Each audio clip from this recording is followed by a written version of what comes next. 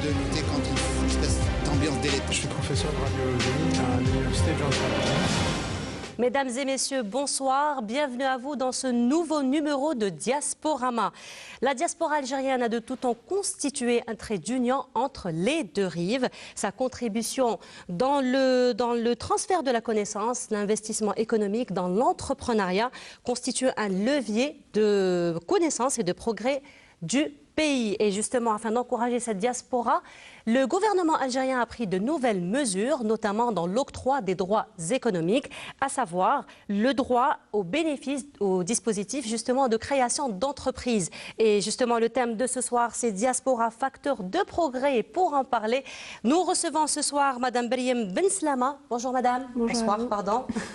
Alors Madame Meriem, vous êtes directrice des programmes du Centre algérien d'entrepreneuriat social. C'est bien ça. Voilà. Nous recevons également Monsieur Rafiq Bouhlel. Bonsoir à vous. Bonsoir madame. Alors vous êtes le fondateur de Carbon Green. C'est une franchise Made in Algeria. Tout à fait. Voilà. Avec nous également Madame Mejda Nafissa Rahel. Alors vous êtes membre organisatrice du programme Entrepreneuriat féminin.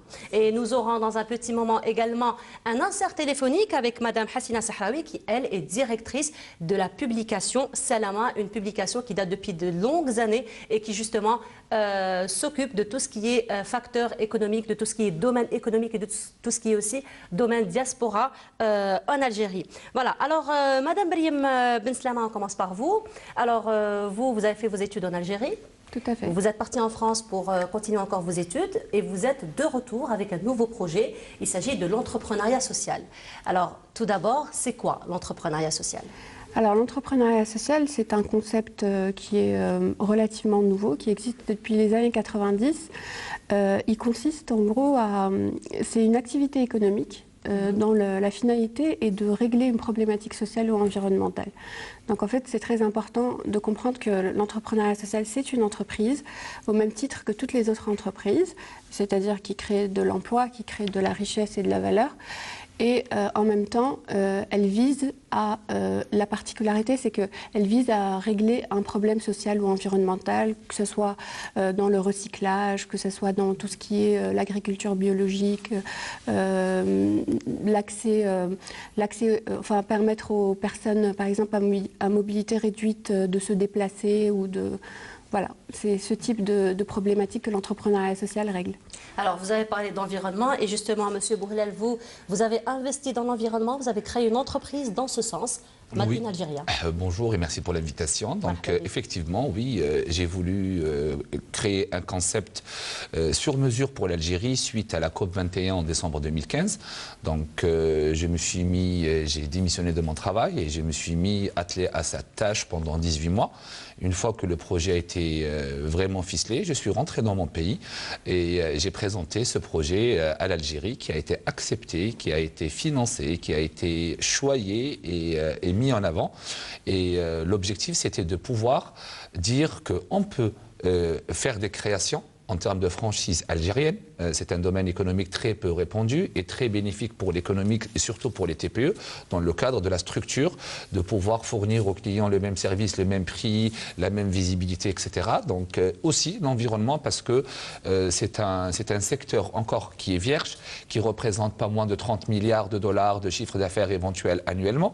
Donc de pouvoir et surtout offrir une plus-value. Et cette plus-value, elle est pour l'Algérie. Aujourd'hui, depuis le 12 juin 2016, l'Algérie est le premier pays arabe et le premier pays africain qui dispose d'une activité relative à la dépollution des moteurs automobiles et de pouvoir généraliser ça à partir du mois de janvier 2018. Alors, Madame Rahel, vous aussi, vous êtes dans l'entrepreneuriat. Alors, vous, c'est aussi un parcours un petit peu similaire parce que vous avez fait aussi vos études en Algérie. Par contre, vous n'êtes pas parti très juste à côté. Vous vous êtes éloigné plus, j'ai envie de dire, dans la distance. Vous êtes parti aux États-Unis pour faire un master. Vous avez bénéficié donc d'une bourse qui vous a permis d'avoir d'autres connaissances, d'avoir aussi d'acquérir une nouvelle expérience. Et vous êtes donc revenu avec un projet au sein d'un club. Et là, vous êtes beaucoup plus dans l'entrepreneuriat féminin. D'accord. Voilà, c'est exactement ça. Alors, je reprends. Donc, je suis informaticienne de formation. J'ai commencé mon parcours à Webzoa. Je fais une licence là-bas. Et puis, j'ai eu la chance d'obtenir la bourse Fulbright pour aller poursuivre mes études aux États-Unis. Donc, j'ai fait un master dans un domaine de l'informatique. Et puis je suis rentrée tout de suite après, comme Mariam. Et en fait, j'ai lancé mon entreprise dans le domaine des TIC et du digital. Donc c'est une entreprise qui existe depuis 2 ans. On fait dans le service web en particulier. Et on organise en parallèle les Algeria Web Awards, qui est une compétition qui récompense les meilleurs projets sur le web algérien, que ce soit applications, sites, etc. Alors récemment, un club de femmes chefs d'entreprise a été lancé à l'initiative de la Chambre de commerce algéro-française. C'est très récent, c'est en septembre dernier. Et ce club, chaque année, a un programme, un projet. Et cette année-là, c'est un programme d'appui à l'entrepreneuriat féminin. En fait, c'est très simple. En quoi cela consiste? C'est un concours ouvert à toute femme algérienne, âgée de 18 ans ou plus, qui n'a pas bénéficié d'un sponsoring ou financement auparavant et qui a un projet innovant dans l'entrepreneuriat, quel que soit le domaine. Voilà. Vous êtes dans l'accompagnement. Alors, le prix à la clé pour la gagnante de ce concours, c'est un accompagnement de plusieurs mois, plus un financement partiel ou total de son projet. Voilà. D'accord.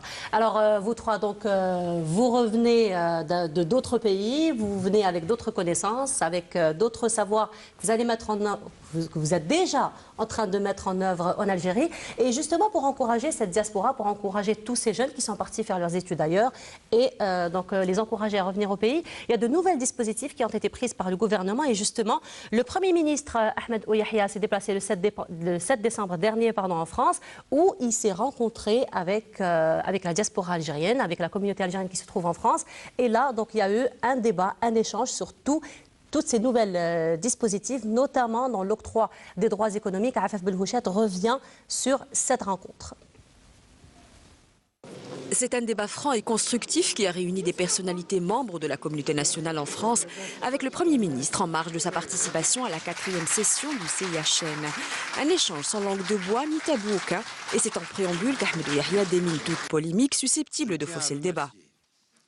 Une polémique a été nourrie par certains lors de la révision constitutionnelle au sujet de l'attitude de l'État vis-à-vis de ses enfants à l'étranger, au motif que l'Algérie limitait l'accès aux hautes responsabilités de l'État et aux fonctions politiques aux seuls détenteurs de la nationalité algérienne exclusive.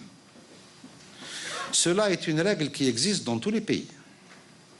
Mais ceux qui ont créé cette polémique n'ont pas dit que tous les emplois, à part une petite liste, sont ouverts à tous nos compatriotes, même binationaux, et la loi est venue confirmer cela après la révision constitutionnelle.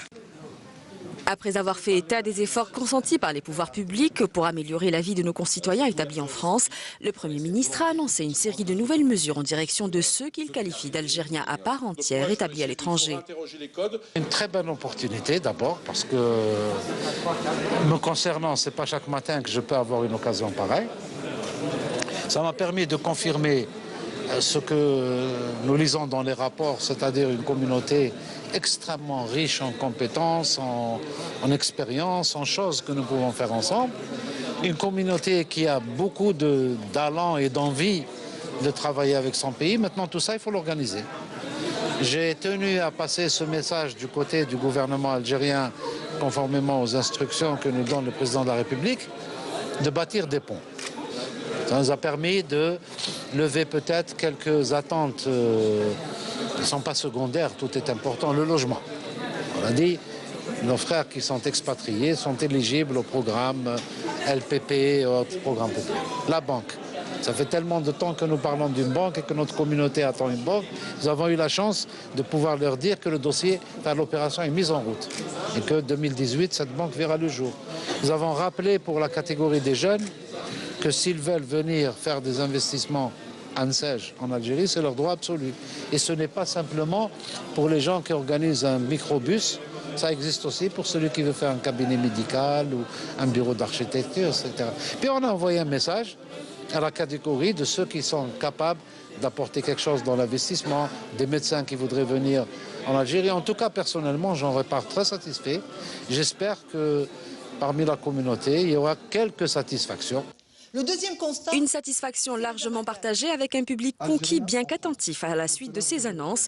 Un public multiple par ses centres d'intérêt au gré des diversités des activités professionnelles des uns et des autres, mais particulièrement sensible à l'appel appuyé au rassemblement et à la solidarité lancé par le Premier ministre. Une certaine fierté et le fait de pouvoir contribuer à l'essor de l'Algérie, notre pays. Et la question qui nous a été posée, c'est aussi une question qu'on se renvoie. Il faut qu'on se prenne en main et qu'on soit capable aussi de créer nous-mêmes nos propres outils pour défendre notre patrie.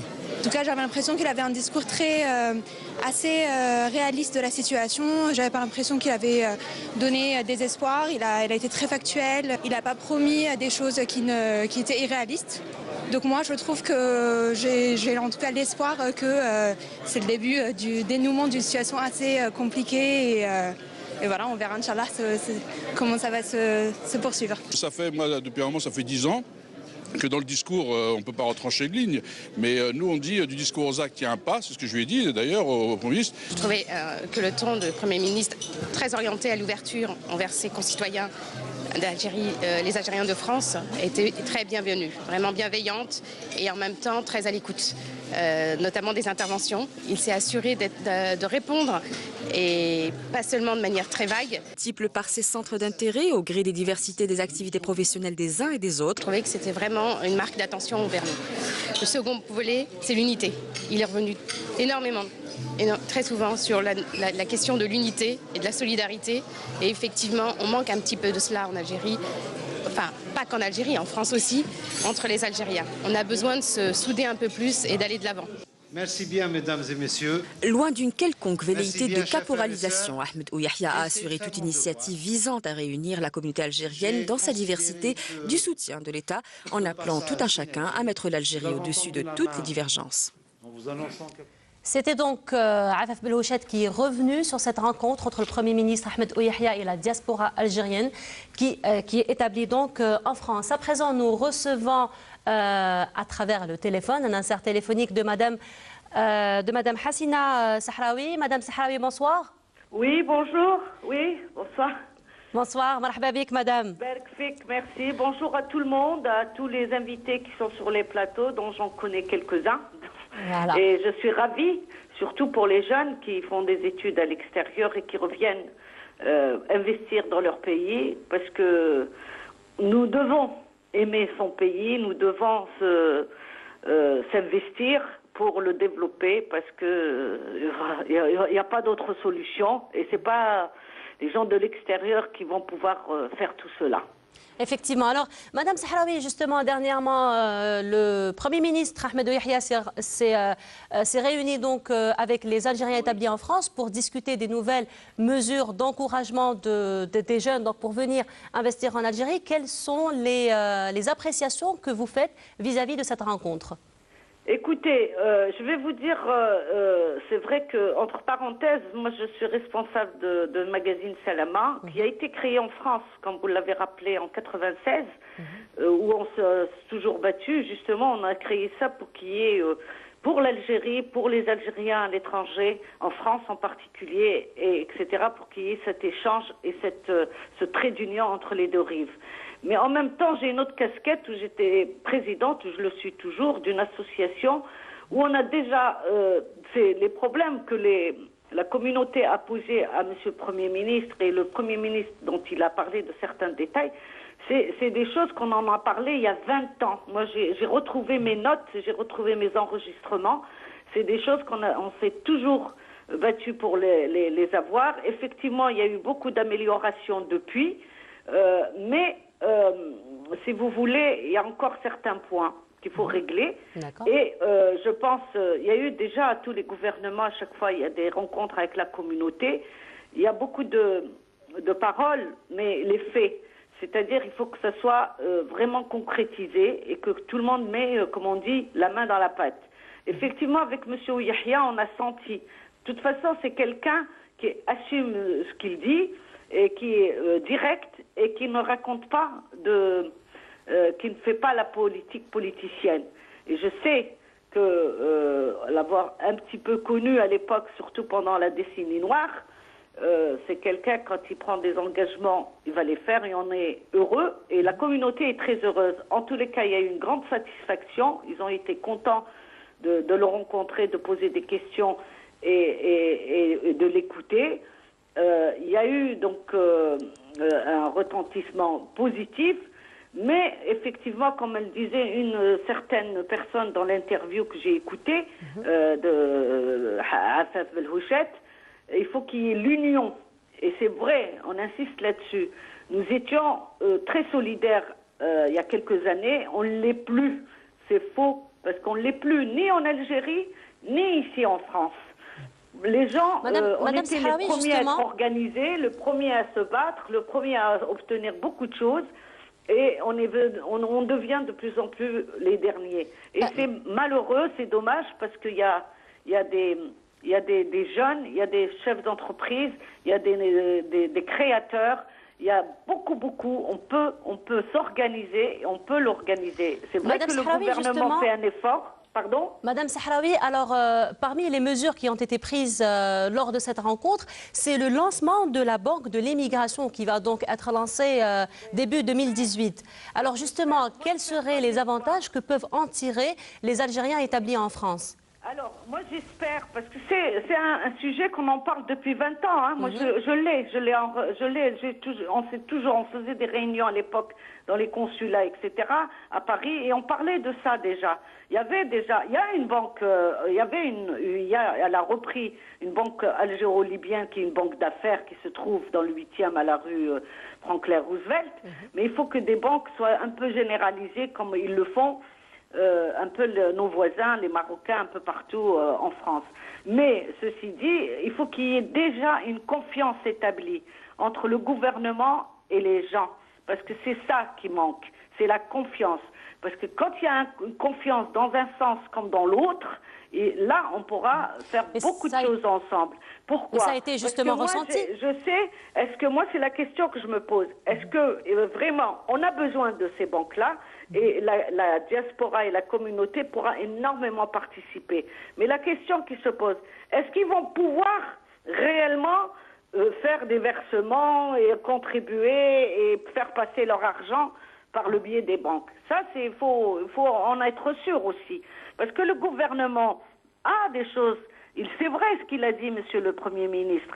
Il y a eu beaucoup de confusion. Il n'a jamais été interdit pour la communauté algérienne à l'étranger de participer à l'investissement et au développement de son pays, à créer, à bénéficier de l'ANSEJ, même de l'ANEM, il y a beaucoup d'avantages.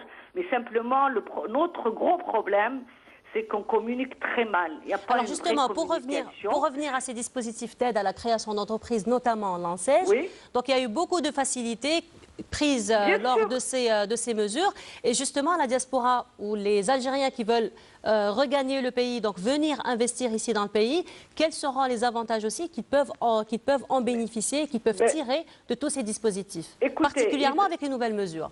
Bah oui, mais ils auront les mêmes avantages qu'ils ont les Algériens là-bas, dans leur pays. C'est exactement la même chose. Il n'y a aucun souci. Simplement, c'est vrai que c'est pas l'État qui ne met pas les choses en place, mais c'est surtout dans les administrations. Moi, j'en connais plein de gens de l'immigration, de la diaspora qui sont venus, que j'ai même personnellement encouragé pour rester, pour développer, etc., qui sont maintenant certains membres du FCE, etc., ils y arrivent. Mais c'est dans les administrations, parce que ce qu'on dit, on promet, il faut le concrétiser par les actes. Et les actes, c'est quoi? C'est que dans l'administration, c'est qu'on facilite les choses sur le plan administratif. Parce qu'il y en a plein qui ne connaissent pas les codes, certains codes. Et donc, ils se font courir sans arrêt. Effectivement. Ils n'arrêtent pas. Et c'est ça qui les décourage un petit peu. Effectivement. Donc, il y a de nouvelles mesures, justement. Il y a de nouvelles mesures justement pour démanteler toutes ces lourdeurs bureaucratiques. Exactement. Alors, Madame Hassina Sahraoui, vous étiez avec nous à partir de Paris par téléphone. Merci beaucoup pour votre contribution. Allez-y. Tout ça, ça a été dans le programme du président de la République. Hein. Je l'ai, le programme. Tout ça, ça a été détaillé. Il l'avait promis. Simplement, il faut il faut faciliter les choses, il faut les encourager, il faut que tout le monde soit solidaire, et ici et là-bas. Mais il faut que dans les administrations, qu'ils ne les voient pas comme des zombies, comme des gens on a l'impression que c'est d'autres personnes qui arrivent, qui descendent de Mars. Merci beaucoup, ils sont madame. là pour ramener un plus. D'accord. Merci beaucoup, madame Hassina Sahrabi. Je rappelle, vous êtes directrice des publications Salama. Vous étiez avec nous à partir de Paris. Merci beaucoup pour votre contribution. Merci encore une fois. Alors, monsieur Bouhlel, vous, donc, vous avez eu quand même un parcours un petit peu contrasté, j'ai envie de dire. Donc, vous avez fait le tour de plusieurs pays, très différents. Champmanœuvre, donc au lieu de Champmanœuvre, donc j'ai fini à Alger, j'ai grandi à Alger, j'ai 39 ans, j'ai fait l'université de Kharouba où j'ai eu un master en économie et gestion des entreprises. Donc contrairement à plusieurs, mon parcours il a commencé en Afrique de l'Ouest. Donc j'ai commencé par des pays très sous-développés par rapport à l'Algérie dans les années 2004, 2005, 2003, 2004, 2005. Donc j'ai vu pire que nous.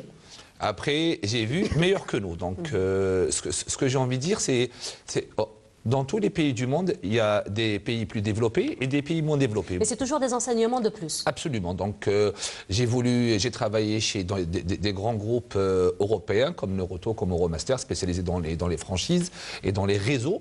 Donc, où j'ai occupé des postes de cadre supérieur. Et on était à l'époque en France. Aujourd'hui, il y a pas moins de 400 000 Algériens cadres sup.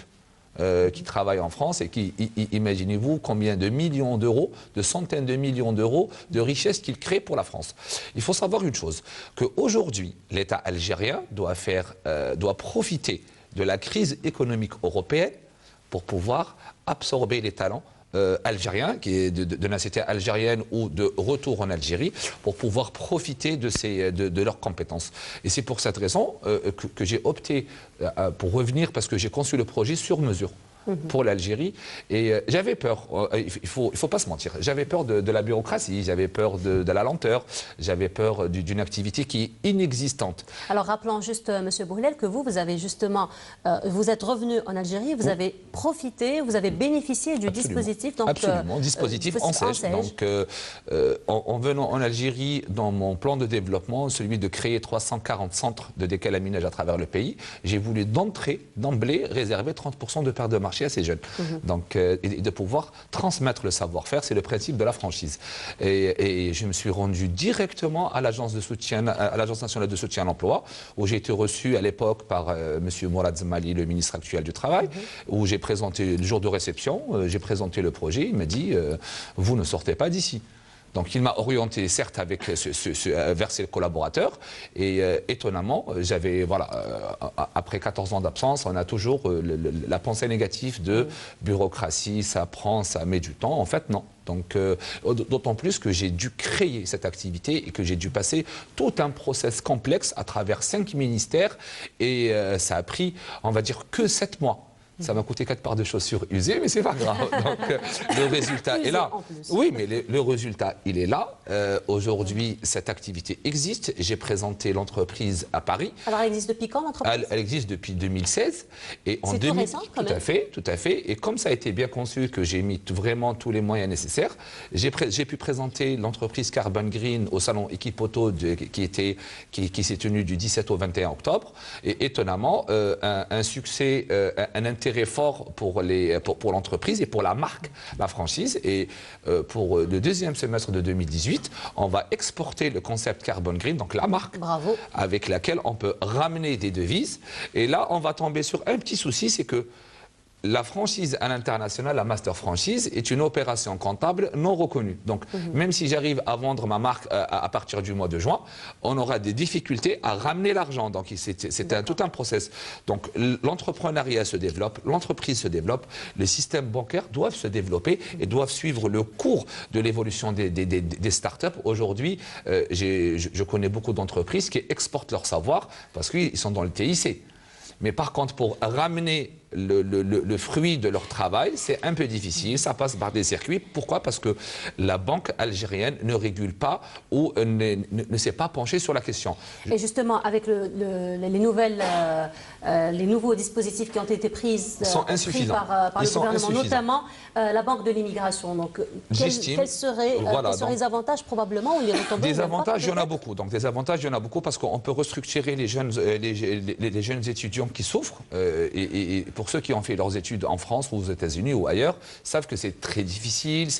Vous vous retrouvez dans un pays éloigné des vôtres et dans un environnement, on va dire, pas du tout comme le nôtre. Donc, c'est difficile pour eux et c'est l'avantage de récupérer ces jeunes Algériens avec une haute formation dans mon domaine, avec tout ce qui est informatique, statistique, data. J'ai opté pour une société informatique algérienne dont le responsable a fait les États-Unis aussi. Donc, aujourd'hui, on est 3 sur le plateau, mais il y en a des centaines et des centaines et des centaines. La Banque des migrations pourra arriver à ses limites dans le cadre du montant de l'investissement. Il y a des projets qui peuvent coûter moins de 10 millions de dinars, donc moins de 100 000 euros. Effectivement, ça peut rentrer dans l'ANSES, ça peut rentrer dans la CNAC et ces deux dispositifs ont les moyens nécessaires pour mettre le projet en place.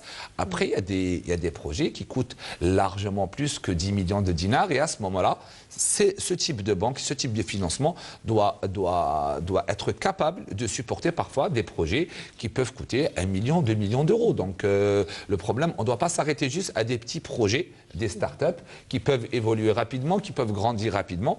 Mais c'est toujours un début quand même. C'est un très bon début. Voilà, absolument. Et puis automatiquement, tous les autres investissements vont suivre. Surtout que, comme vous le dites si bien, les start-up évolue très rapidement. C'est un très bon début, d'autant plus que le gouvernement a donné une instruction aux entreprises publiques de pouvoir travailler avec les startups de manière plus fréquente. Donc c'est le cas de Carbon Green. Donc je vous le dis aujourd'hui sur ce plateau de manière exclusive que le projet Carbon Green est pris en charge par l'entreprise Naftal qui va être présenté et qui va être fait à la presse dans les semaines à venir.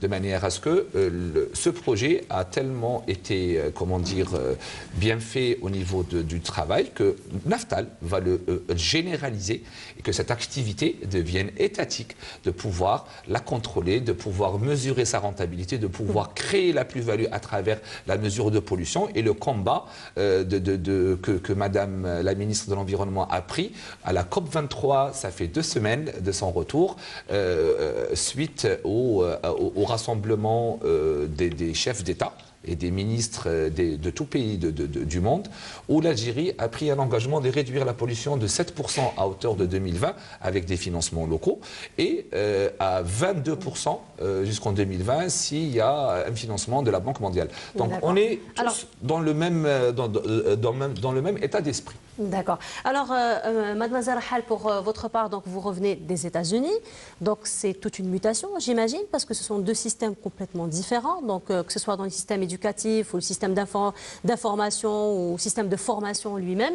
Alors, vous êtes revenu, vous par contre, vous n'avez pas profité ou bénéficié du système ANSES, vous avez fait un autofinancement. Mais vous reconnaissez quand même les avantages que probablement la diaspora ou les jeunes établis à l'étranger, quand ils reviennent ici, ils peuvent toujours bénéficier de ce dispositif. Oui, alors effectivement, donc j'ai fait mon master et je suis rentrée. Et oui, le système américain est quand même bien différent. Parce que quand on part en France, c'est quand même, ça reste similaire à l'université algérienne. En fait, entre les deux pays. Entre autres, la langue, le système universitaire de manière générale, on sait à quoi s'attendre. Il y a pas mal d'Algériens aussi qui sont en France. La communauté est assez importante. Voilà, la communauté est importante. On trouve donc pas mal d'Algériens qui nous entourent, etc. Aux États-Unis, c'est pas la même expérience. Surtout, moi, j'étais à Pittsburgh, qui n'est pas nécessairement une grande ville. Donc, il n'y avait pas du tout d'Algériens. La communauté était très faible et le système est différent, la langue est différente, etc. Alors, en revenant, même après 2 ans, on a ces appréhensions. Que la bureaucratie, M. Rafiq l'avait mentionné, la bureaucratie, la lenteur des choses, etc. etc. C'est ce qui m'a découragée à faire un investissement, investir. Enfin non, à bénéficier d'un projet, d'un dispositif en SEJ, parce que je me suis dit, j'avais ces idées préconçues comme quoi, voilà, c'est lent, ça va retarder le lancement de mon projet, pourquoi s'embarrasser de ces choses-là? Par contre, 2 ans après, je suis rentrée en 2016, 2 ans après, j'encourage tout jeune qui vient me parler et qui me dit, voilà, j'ai une idée, etc., je veux la lancer, de passer par l'enseigne. Alors, de 1, les démarches ont été raccourcies, et Rafiq l'a mentionné. Voilà, c'est vrai. Ça ne prend plus, je ne sais pas, 1 année, 2 ans comme auparavant. Et surtout, il y a les avantages fiscaux sur 3 à 5 ans qui sont non négligeables. Quand on commence, dans mon cas, c'est les TIC, c'est le digital, on n'a pas forcément besoin d'un investissement qui est lourd. On ne fait pas dans l'industrie, on n'a pas besoin de grandes machines, etc.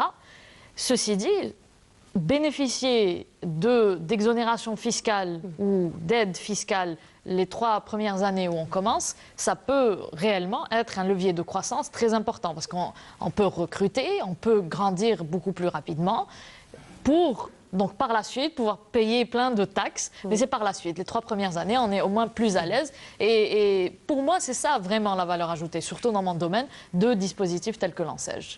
Voilà. Alors, Madame Slama, vous aussi, vous n'êtes pas très loin de nos invités parce que vous avez pratiquement suivi aussi le même parcours. Alors vous êtes dans un autre projet, un nouveau projet, toujours dans l'entrepreneuriat. Vous êtes dans l'Impact at Work. Alors parlez-nous un petit peu de ce projet qui est destiné aux étudiants. Tout à fait. Alors, en fait, donc le Centre algérien d'entrepreneuriat social a lancé en octobre 2016 un programme sur 18 mois qui s'appelle Impact at Work et qui est fait en partenariat avec la Fondation City et avec l'ONG Enactus. L'ONG Enactus est une ONG qui est installée à peu près dans 36 pays dans le monde et dont l'objectif est vraiment d'aider les jeunes et de créer des générations de jeunes entrepreneurs engagés. Donc on a lancé ce programme-là qui vise justement à mobiliser 2000 étudiants à travers 3 wilayas que sont Alger, Oran et Boumertes. Le but, c'est vraiment de les sensibiliser déjà à l'entrepreneuriat social, leur dire que, écoutez, on peut entreprendre mais de manière utile tout en ayant un impact social. Et donc ça, c'est pour le volet formation. On a la particularité aussi de ce programme, c'est qu'en plus de la formation et de la sensibilisation, on lance aussi un programme d'incubation. C'est une première pour nous. À l'issue de cette année de formation des étudiants, on a sélectionné 8 projets. 8 projets à impact social. Et l'objectif, c'est vraiment de les transformer en entreprise d'ici mars 2018. Voilà. Donc juste, je voudrais rebondir par rapport à ce qui a été dit, il y a quelques instants concernant le rôle de la diaspora. En fait, si vous voulez, ce que Rafiq a rappelé, c'est que la diaspora, ça fait un peu un groupe comme ça homogène, mais finalement c'est très différent. Il y a des parcours, des expériences très différentes, des aspirations très différentes. Et du coup, je veux dire, on a ces personnes-là qui sont installées à l'étranger, ces Algériens, n'ont pas attendu qu'il y ait des facilités ou de volonté politique pour entrer dans le pays. Certaines personnes, et elles sont des centaines, des milliers à être rentrées. Mais si vous voulez, elles rentrent en fait de façon isolée. C'est-à-dire, on se rencontre, nous 3, on a à peu près pas à peu près le même parcours, mais on était à l'étranger, on est revenu. On se rencontre à l'occasion de galas, de conférences, etc. Mais ce qui serait bien, c'est de fédérer tout ce beau monde, de le fédérer à travers des associations, des corporations, peu importe. Mais déjà de les fédérer et de les rendre plus visibles.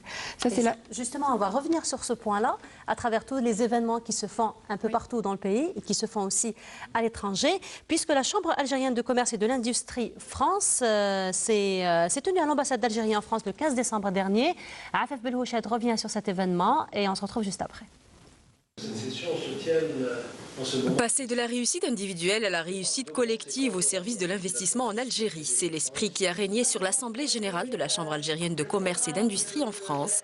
Une assemblée particulière puisque la première qui intervient après les annonces des nouvelles mesures décidées par le président de la République et annoncées par le Premier ministre, comme l'a rappelé l'ambassadeur d'Algérie en France, telle que l'ouverture au courant de l'année 2018 d'une banque en France, filiale de la Banque extérieure d'Algérie. Cette banque pourrait être utile pour les non-résidents et aussi aussi pour être ici, surtout utile même pour nous, Algériens, qui souhaiteraient demain faire des opérations ou entreprendre à l'étranger. Donc c'est quelque chose d'extraordinaire et qui permettra de faire bénéficier les non-résidents sur des crédits, des prises en charge de crédits ou des accompagnements où ils seront.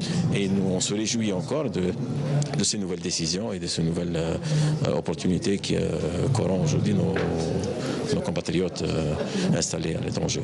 Pour le FCE, dont le vice-président a été invité à cette assemblée, les retombées de ces mesures en faveur des membres de la communauté algérienne installés en France sont bénéfiques à double titre. Et on demande beaucoup que ces talents reviennent en Algérie parce qu'ils sont porteurs de projets, ils sont porteurs des fois de financement, ils sont porteurs d'idées, ils sont porteurs de savoir-faire. Donc nous, au contraire, on appuie et on demande vraiment, le Premier ministre a évoqué cette nouvelle idée que cette diaspora puisse bénéficier des mêmes avantages que les entreprises et que les résidents algériens. C'est une idée pour nous positive et qui va aider à drainer et à capter l'ensemble de la diaspora, qu'elle puisse venir en Algérie et puis construire notre Algérie ensemble. Et le travail ne fait que commencer pour la CACI France qui s'est engagée à relayer ces mesures sur le terrain.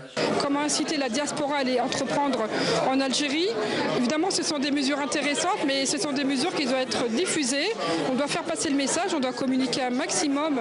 De son côté, la CACI France peut également compter sur le réseau consulaire largement sensibilisé par le ministre des Affaires étrangères afin de déployer sa nouvelle organisation élargie à toutes les régions de France. La CACI France qui a annoncé un programme riche pour 2018 avec un événement majeur, à savoir le salon Made in Algeria à Porte de Versailles. Voilà, c'était donc l'Assemblée générale de la CACIF qui s'est tenue le 15 décembre dernier au niveau de l'ambassade d'Algérie en France. Alors, Madame Eslama, vous étiez en train de parler de fédération, de fédérer toute cette diaspora, de fédérer tous ces jeunes qui reviennent en Algérie. Et justement là, on annonce prochainement un événement qui va se tenir en France, à Versailles particulièrement, qui est le salon de Made in Bladi. Voilà. Donc, il y a plusieurs événements qui s'organisent dans ce sens, que ce soit à l'étranger aussi en Algérie. Alors, est-ce que vous pensez que ce genre d'événements peuvent être aussi un carrefour où tous les jeunes peuvent se rencontrer et pourquoi pas se fédérer comme vous l'avez proposé il y a quelques instants? Évidemment, moi je me permets aussi de citer d'autres exemples. En plus de celui que vous venez de citer, hier on était justement au Gala Initia. C'est une association qui regroupe un peu toutes les personnes, tous les jeunes qui étaient à l'étranger, qui rentrent en Algérie pour travailler ou se lancer pour travailler dans le salariat ou se lancer dans l'entrepreneuriat. Et c'est impressionnant le nombre de personnes qu'il y avait.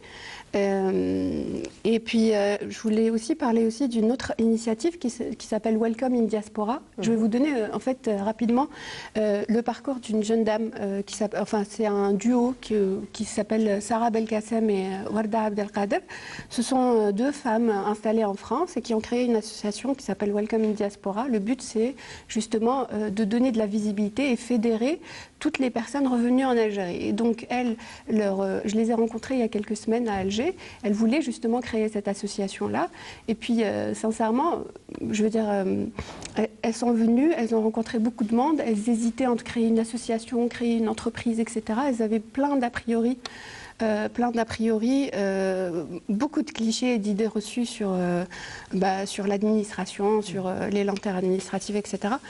Mais tout ça pour dire que ces jeunes femmes, c'est-à-dire même si elles reviennent en Algérie, c'est-à-dire même s'il y a des facilitations au niveau de l'enseigne, au niveau des logements, au niveau des financements, etc. Mais une fois en Algérie, finalement, elles se retrouvent confrontées exactement au même problème que tout Algérien. Et donc l'idée, c'est que... voilà. Dites-moi, vous dites donc confronter, quel genre d'obstacles ces gens-là rencontrent? Alors, moi, je ne mettrai pas en avant en parlant de mon parcours. Je m'inspire de mon parcours et je ne mettrai pas forcément en avant on va dire les lenteurs administratives, etc. Mais je veux dire, quand on se lance dans l'entrepreneuriat... D'ailleurs, qui sont en train de s'alléger. Exactement, qui sont en train de s'alléger. Par contre, il y a d'autres difficultés, d'autres types de difficultés, comme par exemple le recrutement des ressources humaines, qui est vraiment une problématique, je pense, que partagent beaucoup d'entrepreneurs. Voilà, pour moi, c'est une des problématiques majeures de l'entrepreneuriat en Algérie. Donc, ces mesures-là, c'est un premier pas et c'est excellent. Mais maintenant, il faut aller encore plus loin. Alors, Monsieur Bouhlel, vous, à travers votre entreprise, vous avez un produit à 100% algérien.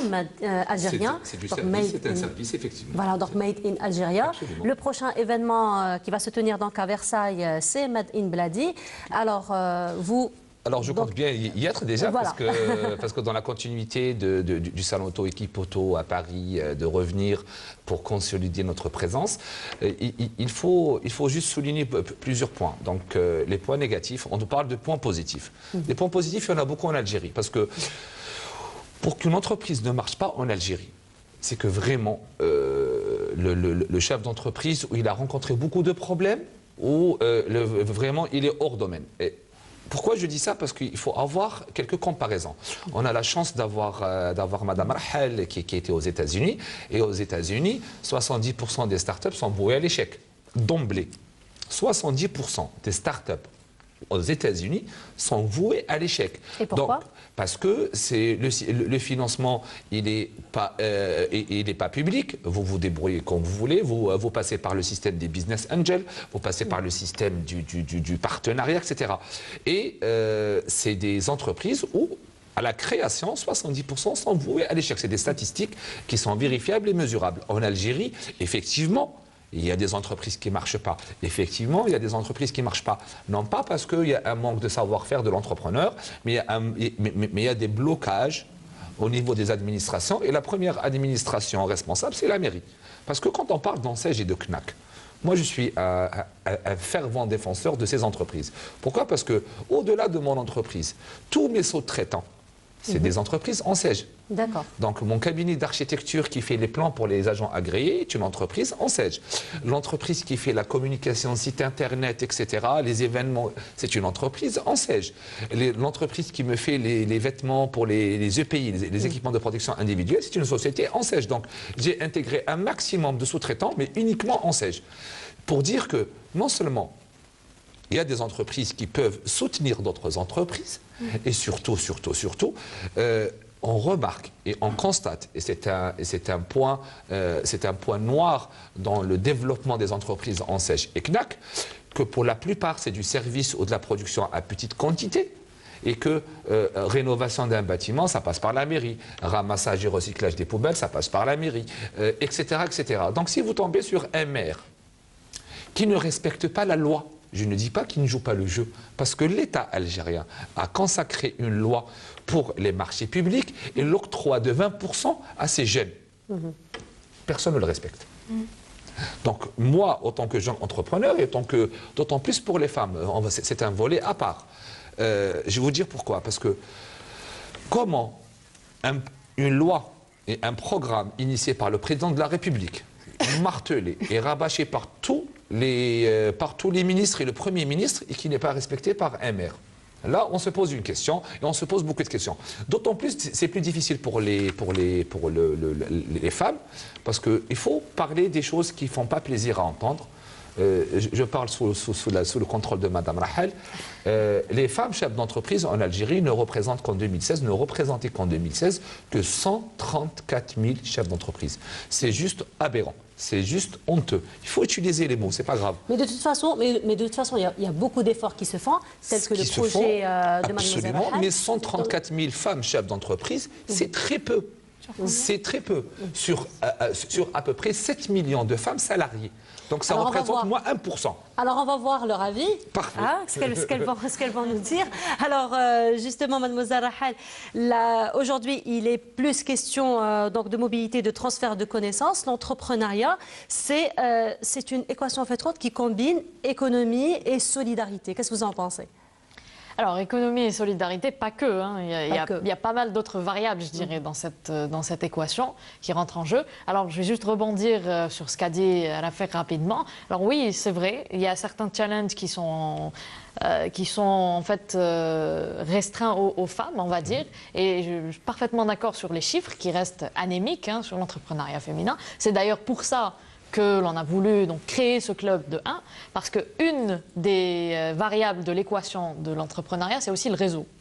Et si on n'a pas un bon réseau, quand on ne s'entoure pas des bonnes personnes, eh ben, on risque d'échouer très rapidement. Donc à travers ce club et à travers ce programme, on compte très bien donner accès à un réseau à ces jeunes femmes qui sont porteuses de projets, qui ont un projet d'entrepreneuriat, une idée d'entreprise, etc.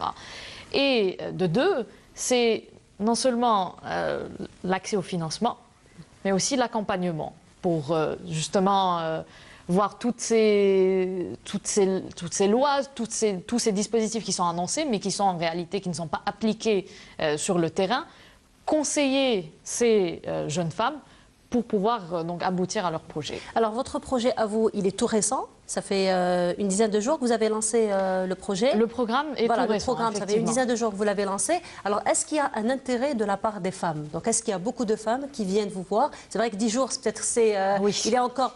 Peut-être, voilà, comme le dit si bien Yazid, vous êtes en demi-finale. Alors, Yazid, c'est notre rédacteur en chef. Hein, voilà.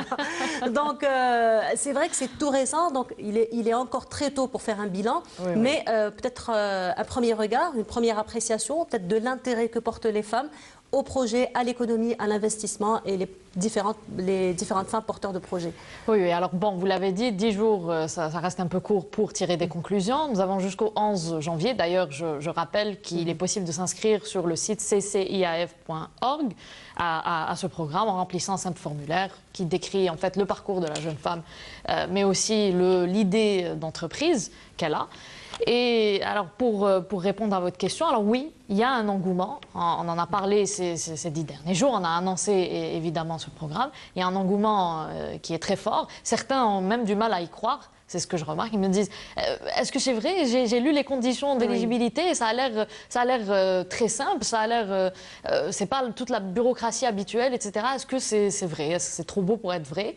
Et donc, on a pas mal de questions dans ce sens. Monsieur Bourlet, vous êtes optimiste, mais j'imagine. Ah non, je suis très optimiste. Voilà, c'est parfait. Très optimiste. C'est parfait. Très optimiste. Juste, je vous donne un petit chiffre. Quand il y a 70% d'entreprises qui échouent aux États-Unis, quand il y a 60% d'entreprises qui échouent en France, on parle des startups, en Algérie, il y a 15%. Voilà, certes, 15%, peut-être c'est beaucoup. Quand on parle de 500 000 entreprises en Sège et on parle de 15%, le chiffre fait un peu peur. Mais 15% de taux d'échec en Algérie contre 70 aux États-Unis, contre 60 en France. Donc, on a l'État a mis les mécanismes de manière à ce que toutes les entreprises arrivent à réussir, mais s'ils appliquent un peu plus la loi, on peut atteindre le nombre de zéro. Pourquoi? Parce qu'on est 43 millions d'habitants et on est à 1,8 million d'entreprises. L'équation, elle est impossible à résoudre. Dans 63% de ces entreprises sont des TPE, très petites entreprises. Alors, Madame Benslama, vous concernant, quel commentaire feriez-vous, quelle appréciation feriez-vous sur cette jonction, cette relation entre l'économie durable et la solidarité, justement, particulièrement dans votre domaine? Oui, alors c'est vraiment si vous voulez, c'est les deux faces d'une même pièce. L'entrepreneuriat social que je défends et que notre centre défend, c'est vraiment comment une activité économique peut être au service de l'intérêt général. Donc, en fait, c'est indissociable. C'est-à-dire que quand une entreprise est créée, son but, sa raison d'être, c'est d'éradiquer le problème social à la source. Donc, je voudrais juste vous donner quelques exemples parce que parfois ce concept paraît un peu nébuleux et n'est pas peut-être accessible à certains. Et en fait, parmi les entreprises, parmi les projets qui ont émergé dans le cadre de ce programme-là, on a des projets, par exemple, un projet d'aide à la personne.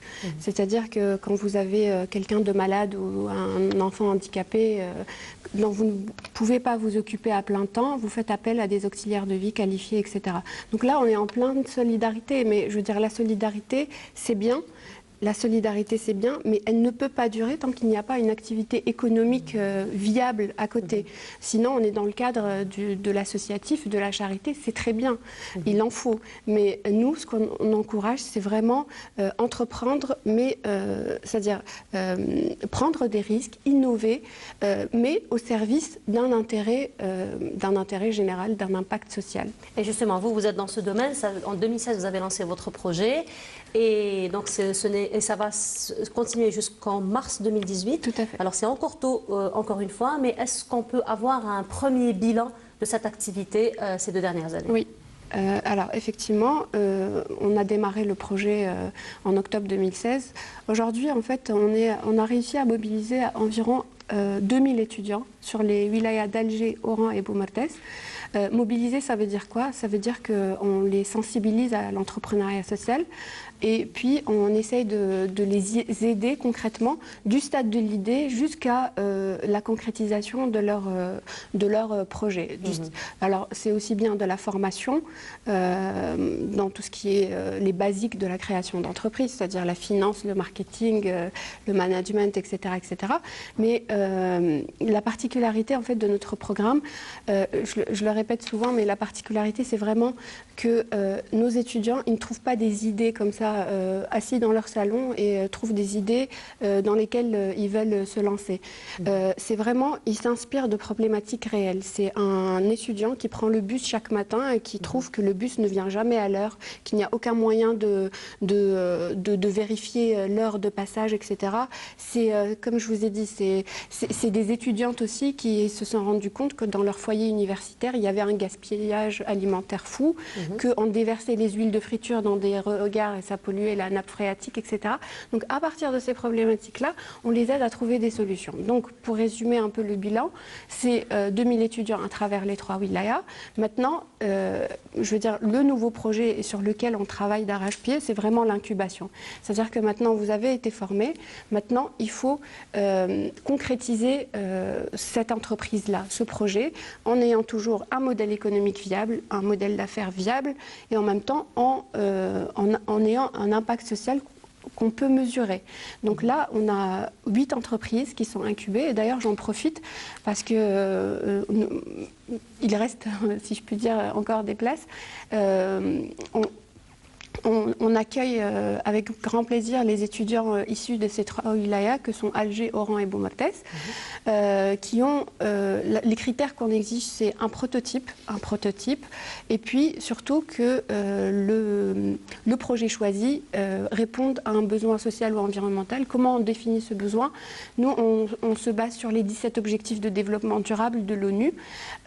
Donc voilà, ce sont principalement ces conditions-là, et on encourage vivement les étudiants à venir postuler à ce programme d'incubation via notre site web axedz.com.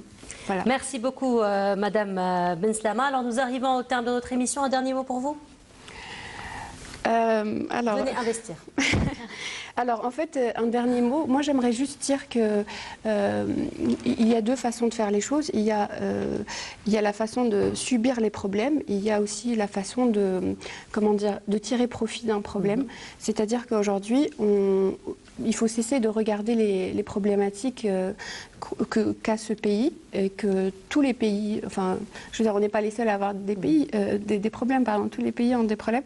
Il faut cesser de regarder ces problématiques comme une fatalité. Au contraire, il faut essayer de voir comment je peux transformer ces problématiques-là en une opportunité économique et qui crée de l'emploi et qui crée mon propre emploi. Voilà. Merci beaucoup, Madame Mariam Benslama. Monsieur Bouhlel, un dernier mot pour vous? Très confiant pour l'avenir. 2 projets sont en préparation dans le cadre des franchises. Un premier que je réserve exclusivement aux jeunes entreprises de location de voitures, de transport en SEG et CNAC. Et j'ai envie de faire vraiment ce projet qui est en place pour dire que le terrain de l'entrepreneuriat en Algérie est fertile. Il est très peu concurrentiel pour la TPE. Il suffit juste de bien s'organiser et que l'État met en place sa bienveillance et surtout l'application de simples textes de loi. Parce que, entre parenthèses, le chiffre d'affaires d'une TPE, ce n'est pas des millions de dollars. Un Mark Zuckerberg, c'est une personne sur tout un siècle. Donc, les chiffres d'affaires des TPE ne représentent pas beaucoup. Et on doit les intégrer dans l'économie et de mettre la TPE au service de la PME et la PME au service des grandes entreprises. Merci beaucoup, Monsieur Bouhlel. C'est moi qui vous remercie. Mademoiselle Rahal. Bon, j'aurais 2 dernières choses à dire. Un appel à toutes les Algériennes qui ont plus de 18 ans, qui ont un projet innovant, qui n'ont pas déjà bénéficié d'un financement, de nous envoyer leur candidature cciaf.org, c'est le site web, remplir un formulaire très rapide pour, pourquoi pas, bénéficier d'un financement et accompagnement de leur projet. Ça, c'est le premier point. Le deuxième point, c'est de dire que le Back to Bled, donc tous ces Algériens qui retournent au pays pour y investir, pour y créer des projets, des initiatives, c'est une réalité que l'on doit encourager par tous les moyens. Et je rejoins Mariam pour dire qu'il faut fédérer cette communauté, faire qu'elle se rencontre, qu'elle soit solidaire entre elles, qu'on travaille tous ensemble pour le meilleur de notre pays. Voilà. Merci à vous tous les trois. Donc nous arrivons au terme de notre émission. Je rappelle, était parmi nous Madame Mariam Ben Slama, qui est directrice des programmes du Centre algérien d'entrepreneuriat social. Était parmi nous aussi Mademoiselle Majda Nafissa Rahel, qui est membre organisatrice du programme Entrepreneuriat féminin. Était également parmi nous Monsieur Rafik Bouhlel, qui lui est fondateur de Carbon Green Made in Algeria.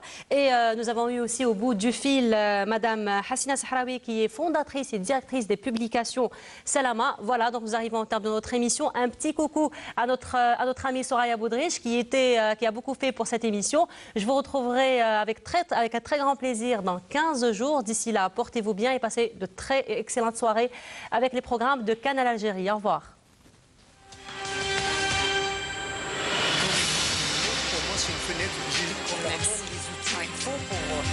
De lutter contre une espèce d'ambiance délétère. Je suis professeur de radiologie à l'université de Jean-Charles.